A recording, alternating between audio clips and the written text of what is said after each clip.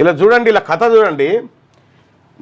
జై మాధవరెడ్డి అని చెప్పి ఎవడైతే బీసీలకు వ్యతిరేకంగా కోర్టులో కేసు వేసి బీసీల రావాల్సినటువంటి అన్నం ముద్దను గుంజుకపోయిర్రో వాని పేరు రోడ్డు మీద రాసి ఇగో వీళ్ళంతా ఆ కాలనీలు ఉన్న రెడ్లు 5-6 జమై పటాకులు కాల్చి వాని పేరు మీద పాల్గుమరిస్తా ఉన్నారు.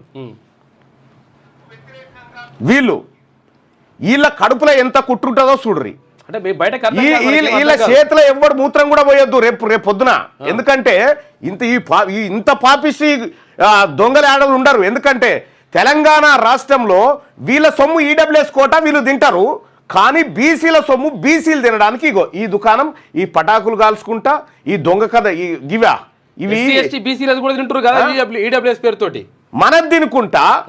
ఇగో ఇదా ఏం జరుగుతా ఉంది తెలంగాణ రాష్ట్రంలో బీసీ ప్రజలారా.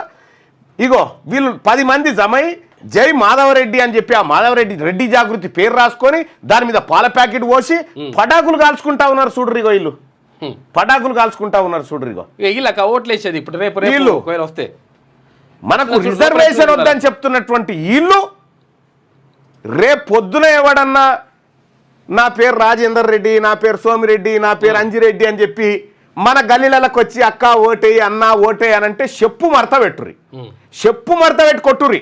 ఎందుకంటే గింత కుట్ర ఉన్నది వీళ్ళ కడుపులల్లా, కడుపులల్లా దాచుకొని బీసీలకు రిజర్వేషన్లు రావద్దని గింత ఉన్నది చూడ్రి. వాళ్ళ కడుపులల్లా మొత్తం విషం నింపుకున్నారు. కాలనీలలో పెట్టుకొని వీళ్ళ